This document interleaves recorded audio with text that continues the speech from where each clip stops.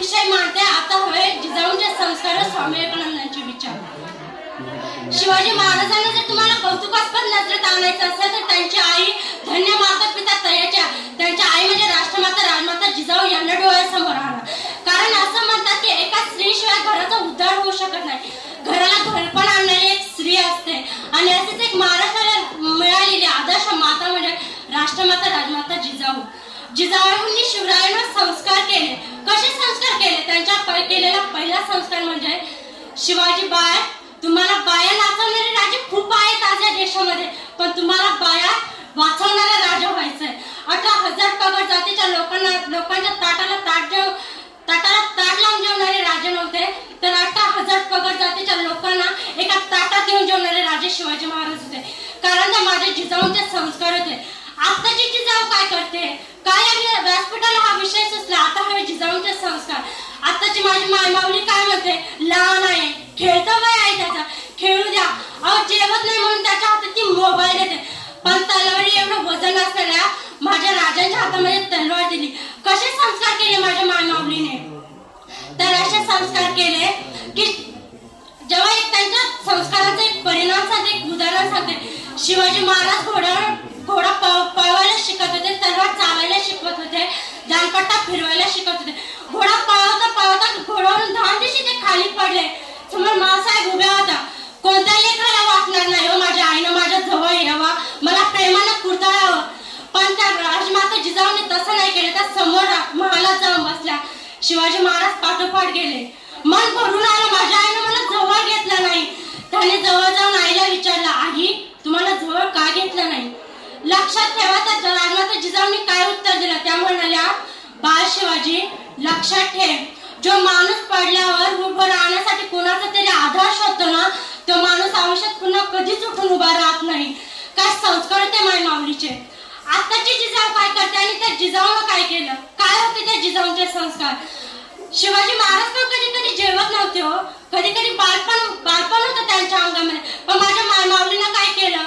चिवची गोष्ट सांगितली, माऊची गोष्ट सांगितली, रामायण सांगितलं, महाभारत सांगितलं, विजय सांगितला, पराजय सांगितला, पण हातात मोबाईल नाही दिला हो।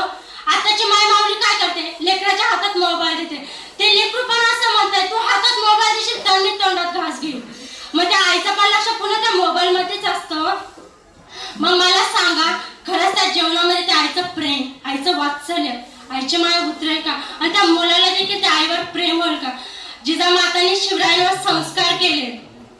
पुढे एक संस्कारांचा परिणाम जो की जेव्हा जिजामातांना डोळे लागले होते, तर डोळे प्रत्येकाला माहिती, तेव्हा त्यांना विचारण्यात आलं, आई साहेब तुम्हाला काय खावंसं वाटतं, तुम्हाला काय प्यावंसं वाटतं?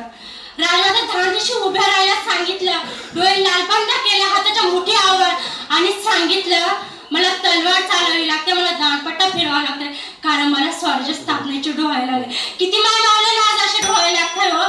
सांगा किती माय मावल्या म्हणतात की मला मोबाईल नाही बघावं वाटतं, मला रामायण वाचावं वाटतं, मला महाभारत वाचावं वाटतं, की मला भगवद्गीता वाचावं वाटतं।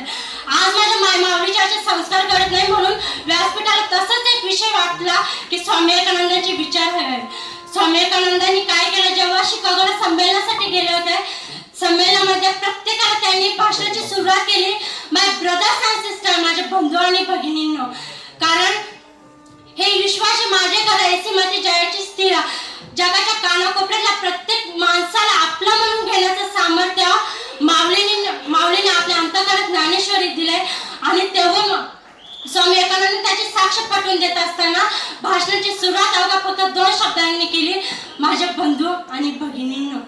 स्वामी विवेकानंदांच्या जीवनातील परिणाम बघा, मेडिटेशन, आजचा योग वर्ग बघा, किती जण मेडिटेशन करतात, फक्त आम्ही कारण देतोय, आमच्या ध्यानात नाही राहते, आमचं मनच नाही लागते, आम्हाला काहीच करा वाटत नाही।